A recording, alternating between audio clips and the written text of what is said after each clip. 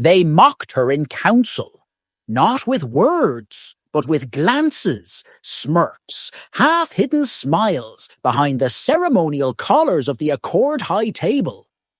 Ambassador Reina Solari, once a captain in the Terran Defense Forces, now stood alone, spine straight, voice steady as she delivered her warning. "They're not gone," she said. "The signals from the Perseid drift match old Terran encryption. Ghost signatures, old battle formation patterns. Someone is out there, and they're human."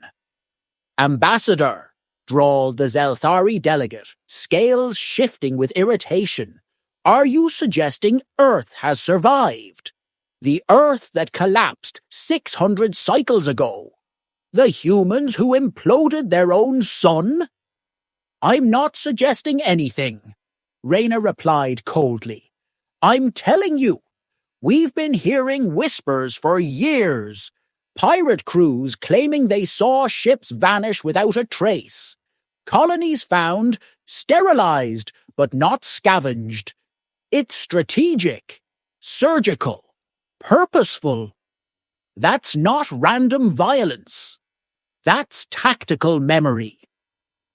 The room rustled with discomfort.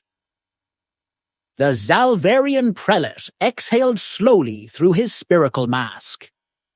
"Even if they exist, they have made no declarations, no demands, no contact.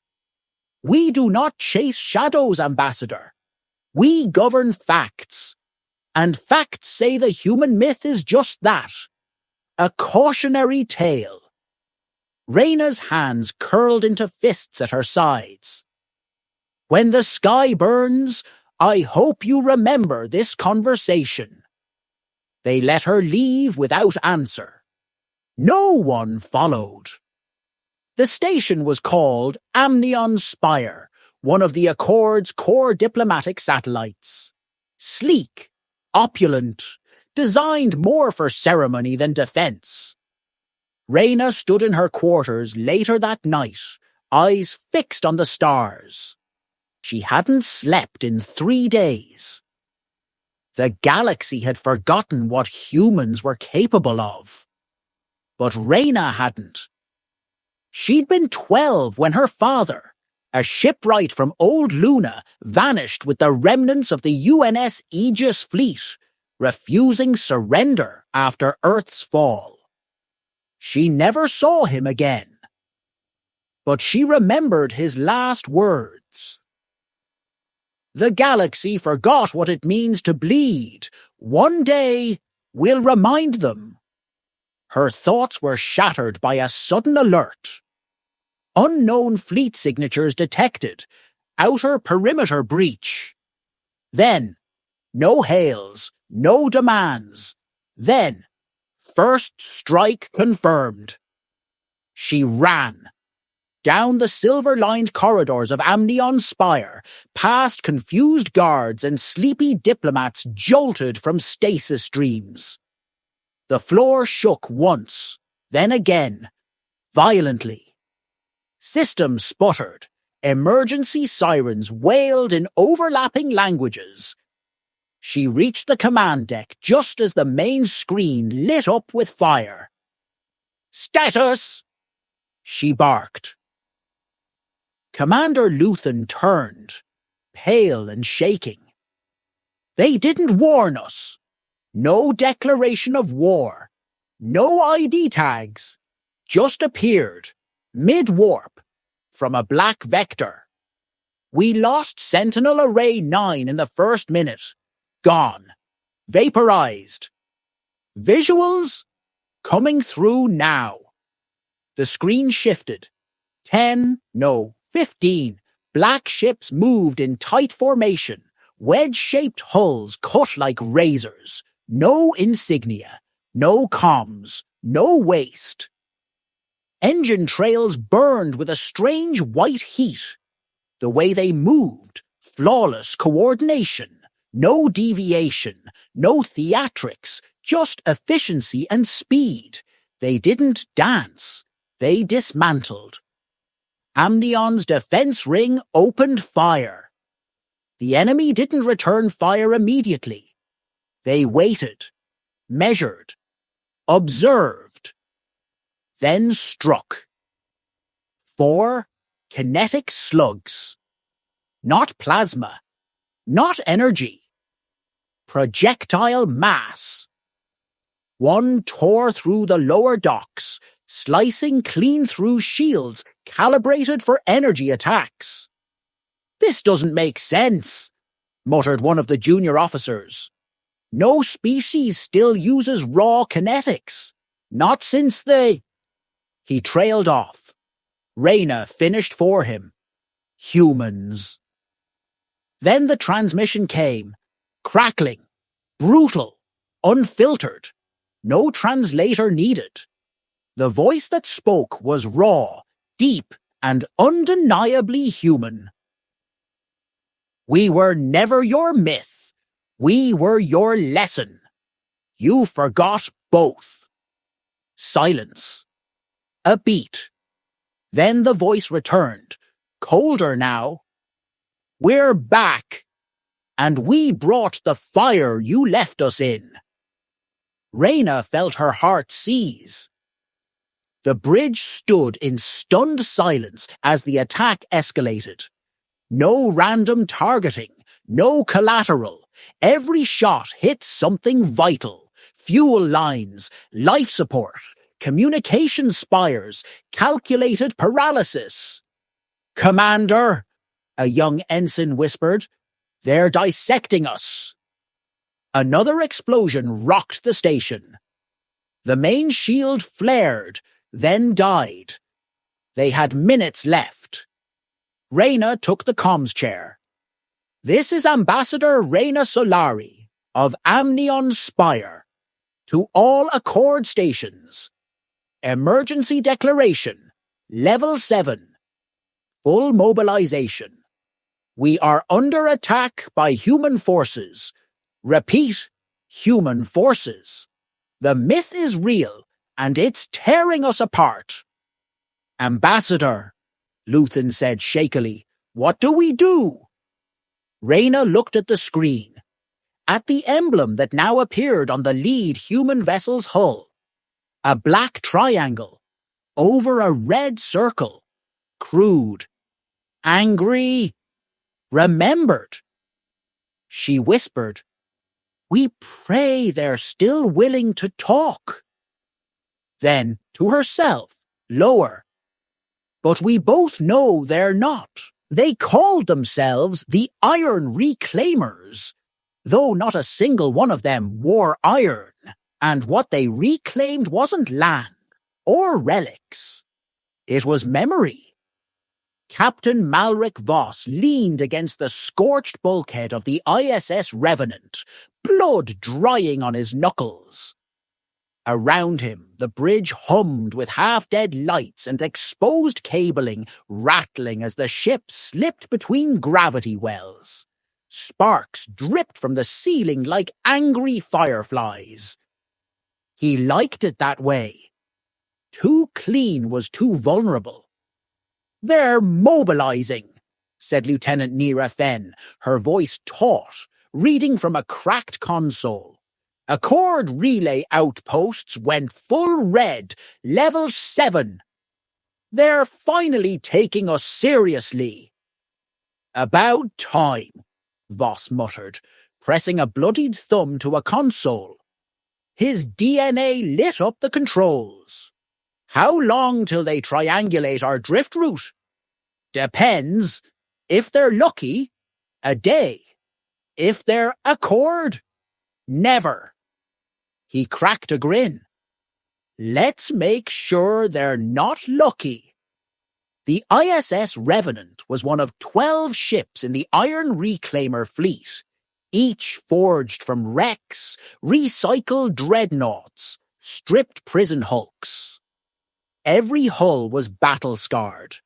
Every captain was a ghost, thought long dead, surviving in the fringe darkness between stars. They hadn't launched this war for territory. They launched it because the galaxy had buried their dead with lies. For centuries, the Accord taught that humanity had perished in its own ambition, exploded its cradle, squandered its gifts. That was true, partially. But the ones who had survived that fire had done so because they refused peace, refused compromise. They'd gone dark, carved colonies in neutron star debris fields, hollowed out asteroids. Hidden. Trained. Watched. Now, they were done watching. Voss entered the war hold, a reconfigured cargo bay turned command chamber. Dirty light shone over holomaps projected from salvaged alien tech. The floor was a canvas of scuff marks, oil stains, and blood from maintenance accidents that no one ever bothered cleaning up. There, 3 more figures waited. Colonel Arja Tanaka, former Terran Orbital Commando, lost her unit during the last Earth defense, now rumored to have personally gutted a Cletherian war beast with nothing but an exhaust rod. Aaron Cade, engineer-turned-hacker, an unshaven caffeine-fueled lunatic who once jury-rigged a warp core out of 2 fusion batteries and a toaster coil. And Sarah Quinn, the fleet's spearhead pilot, eyes cybernetically enhanced to read enemy maneuvers in microseconds. Cold, brilliant, possibly sociopathic. They turned as Voss stepped in. "Time for the next burn," he said. "Accord will expect us to pull back. Hit their rim stations. Keep them chasing." "We're not doing that," said Sarah, arms crossed. "We've got their panic. Let's push deeper." Voss raised a brow. "Where?" She touched a button. The star map rotated, zoomed, settled on a glowing planet with a ring of defense stations. "Polaris Viv, Accord Naval Think Tank, a Vault World, headquarters of their experimental AI Fleet Command." "High risk," Arja muttered. "We're not equipped to breach that kind of black zone." "That's what makes it worth hitting," said Sarah. "We don't take it. We bleed it. Hit their minds, not their machines." "I can spoof some authorization keys," said Aaron, twitching. "Make their AI think we're a ghost fleet from Orion Collapse. Should get us 30 seconds before they scream." Voss looked around the table. "What's the expected loss?" 3 ships, said Arja. "Maybe more if they adapt faster than predicted." "And gain?" Sarah smiled. "Legitimacy." "They'll know this isn't a fluke. It's a campaign." Hours later, the human fleet emerged from a radiation cloud thick enough to scramble deep sensor systems. The moment they did, Polaris 5 sounded alarms, but the AI hesitated. The IFF tags were familiar. The formations looked Accord-like. The attack vectors were all wrong. That hesitation cost them their central tower. The ISS Wraith punched a kinetic rod clean through the orbital AI control spine. Fire blossomed downward like a god's lightning strike. The fleet didn't stay to gloat.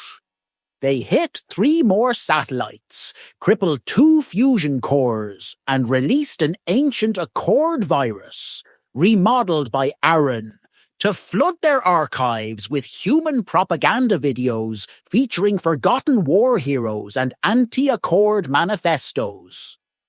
One of the vids simply showed Earth's flag unfurling in flames. The message was clear. We were never gone. You just stopped looking. Back on Amnion's spire, Reyna Solari watched the chaos unfold from the emergency war room. Every hour brought another impossible report. Unknown fleet breached black-level clearance zones. AI command hubs hijacked. Supply routes disrupted by dead frequencies. Morale crashing. She stood before the council again, this time as explosions flickered on the background screens.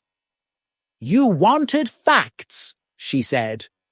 There they are. The Zelthari delegate looked like he'd aged 10 years. What? What do they want? Nothing you can give them, Reyna answered. They don't want peace or tribute. They want history rewritten with fire. And how do we stop them? You don't, she said. You survive them. Meanwhile, on the ISS Revenant, Voss stood in the observation blister of the bridge, staring out at the wreckage of Polaris's outer ring. He didn't smile. He didn't celebrate. He simply watched. They'll adapt now, Sarah said beside him. They'll take us seriously. I hope so, he replied. Why? Because next time, we're not coming for their systems. He turned to face her. We're coming for their memory. Every lie. Every erased page. Every monument they built on our ashes. It started as whispers. First in council chambers, then in war rooms, then across the black market comnets in outlaw sectors no diplomat had ever set foot in. They all carried the same words, passed in hushed voices, with growing fear. They're not ghosts anymore. They're moving like they've done this before, because they have. On the capital world of Orion Primus, Prime Commander Velian paced before the high strategic table. The room was buried 50 levels beneath the surface and shielded by 12 layers of neutron-dense armor, built to withstand planet killers. He no longer believed that would be enough. They hit Polaris Five, he said, voice hoarse. Not just the orbital facilities. They infected our memory cores, spliced our own war records into footage of human victories. They're not just attacking us, they're rewriting themselves back into our history. Which means they want us to see them, said High Minister Talv. Wrong, Velian snapped. They want us to see what we forgot. Half the room sat in silence, studying the star charts with grim faces. Lines of human fleet movement were being mapped, but the data didn't follow any recognizable conquest strategy. They weren't capturing systems. They weren't occupying. They were cleansing. Targeting comm relays, AIs, historical archives, and government databases. Where they struck, records died, and something else took their place. Their pattern is erratic, said Marshal Yev from the Rim colonies. No centralized command, no planetary goals, just psychological assault. Reyna Solari stood near the far wall, eyes dark, voice steady. You still don't understand. They turned to her. Erratic doesn't mean random. That's how humans fight, not like machines. Like predators. Predators! Someone scoffed. She stepped forward. You saw what they did to our AI cores. They didn't destroy them outright. They inserted memories, modified truth. That's not instinct. That's intention. This isn't about territory. This is about narrative, about identity. A flicker of hollow light drew everyone's attention. Another fleet was under assault. Arc Relay 22. Evaporated before its captains even finished issuing formal warnings. The camera feed cut out mid-sentence, but just before the screen went black, one thing appeared. The same crude insignia. Black triangle, red field. And beneath it, for the first time, a voice-over broadcast echoed on wideband frequency. Your history lied. Let us remind you what we really are. Somewhere in the asteroid hive known as Yarn's Maw, deep in the rim where old wars still had fresh graves, a very old being woke from stasis. Carrot Val, once commander of the Vorn Dominion's front lines during the human conflict, hadn't spoken in nearly a century. Now he watched the wreckage of the Accord unravel on a cracked hollow screen, while sipping boiled star root and growling low. They told me humans burned themselves out, he muttered. His servant trembled. It appears they survived. Carrot snorted. They didn't survive. They waited. He had fought them once, back when the galaxy still debated whether Earth's kind were intelligent enough to join the Accord. Back when humans didn't ask for membership, they demanded it. Back when Carrot's own sons died in the orbital inferno over the moons of Delvon. He had always suspected it was too quiet after the fall. Too clean. The humans he knew weren't quitters. They were rebuilders. Atop the shattered moon of Cygnus Beta, Reyna Solari stood in the ruins of a former Terran outpost, one the Accord had claimed never existed. Now half excavated, it revealed graffiti, scraps of burned paper, and one shattered datapad still displaying a child's drawing. A family standing beneath twin moons with a starship overhead. The caption read, "We will come back, even if we have to walk through fire." She swallowed hard. They didn't just survive in the shadows. They'd planned for this return. Back aboard the ISS Revenant, Captain Malric Voss watched as Allied signals lit up. Pirates, exiled species, outlaws, long-thought enemies, joining the human cause, not because they loved humans, but because the Accord had wronged them too. Recruitment's surging, Nira Fenn said. 3 rogue fleets just switched sides. Some of them, they say they've heard of us before, saw Terran emissaries decades ago, deep in the drift. We've been reaching out longer than they thought. Good, Voss murmured, because now we go after their heart. The Accord's central AI archive, Sanctum Lyra, was considered impregnable. Buried beneath 10 kilometers of crystalline rock and defended by triple shielding, it stored every historical record, diplomatic agreement, and interstellar map the Accord had ever created. It was the one place untouched by war. So they thought. At 0300 local cycle, the shields went down, not with a bang, but with a password. A pre-accord master key from 700 years ago. Hard-coded by humans. Never deleted. And when the system opened, it didn't scream in warning. It welcomed them back.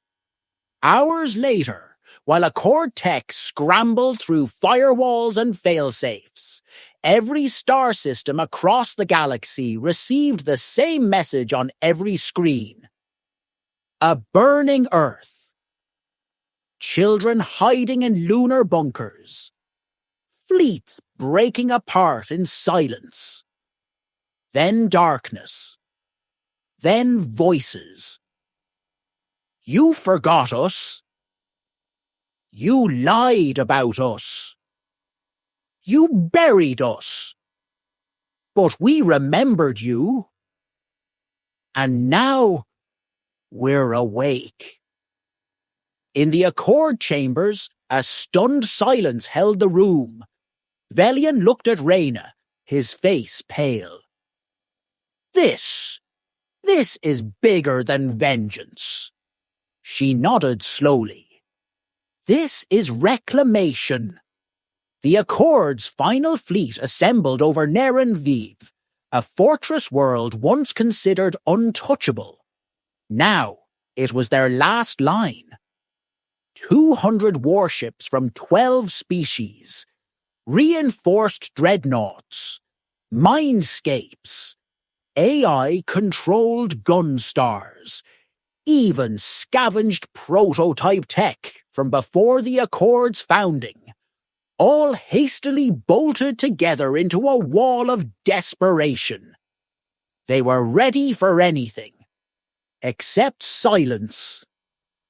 The human fleet did not decloak. It didn't need to. It emerged mid-orbit, inside the defense perimeter, inside the blind spot no simulation had ever tested for. They were already there. By the time alerts blared, 6 Accord cruisers were already venting atmosphere. Orbital stations went dark. The stars lit with brief, precise fire. Not overwhelming, not flashy. Just enough. Enough to say, we know exactly how to kill you. We just haven't decided if it's worth our time. On the bridge of the ISS Helldiver, Commander Grant stood silent, his face unreadable behind battle-scarred armor. Enemy formation response? Panic, replied Lieutenant Marlowe. Frantic repositioning. Power diverted to shields. They're bracing, not pushing. Good, Grant said. Keep it that way. Sir, she added carefully, we're receiving an emergency hail. Accord Prime Council, full diplomatic clearance. They're requesting negotiation. Grant didn't blink. Patch them through. The holo blinked. A familiar face shimmered into view. Reyna Solari, pale but resolute, standing at the edge of a war she could no longer steer. Commander Grant, she began, you've made your point. No, he said calmly. I made history accurate. She stiffened. Then allow me to ask, what do you want? We can open reparations, investigate the suppression of the old war files, offer truth to your people. He cut her off. You don't get it. He stepped closer to the holo, the lights casting a hard shadow across his face. We don't want your version of truth. We don't want a seat. We don't want reparations. We want one thing. The bridge went still. Grant said it flat. We want to erase the Accord from memory, just like you tried to erase us. Silence fell like a hammer. Even Reyna flinched at that. You'd kill billions for that? We died in billions, Grant said. Not just on Earth, on the fringe, in your labs, in your purges. You called it peace. We called it extinction by ceremony. You think vengeance makes you noble? No, he said, voice like cold iron. It makes us human. Below, on Nerin V's surface, evac sirens howled. In the bunker beneath the Accord Capitol Dome, data cores were being scrubbed. Political figures panicked and soldiers rearmed old ground cannons that hadn't fired in centuries. They weren't saving the Accord. They were preserving themselves. Back on the Hell Diver, Grant gave a single nod. Release the payload.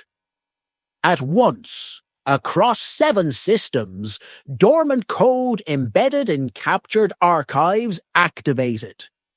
It wasn't a virus. It was a mirror. Accord citizens watching public news feeds suddenly saw overlays flicker into existence. Footage from the old war. Accord strikes against unarmed Terran vessels. Genetic manipulation of captured human children. A treaty signed, then violated.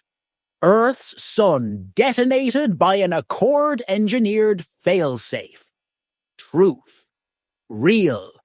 Ugly. Unignorable. They always assumed we'd come back for planets, Nira murmured. But all we wanted was their lie. And now it's dead, Grant said. In the aftermath, the Accord did not fall in battle. It fractured in shame. Some species withdrew, others revolted. Truth riots broke out across core worlds.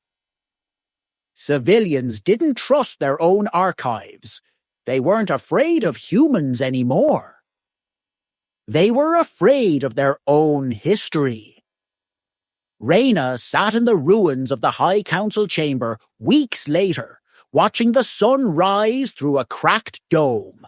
She was one of the few who still had authority to speak, and fewer still who cared.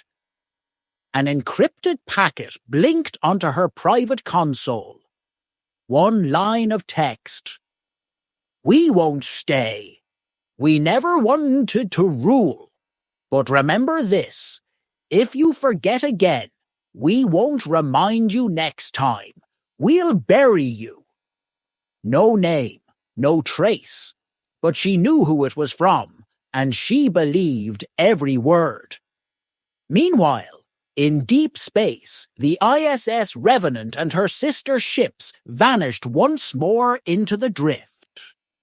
They had done what no army had done before. They hadn't conquered.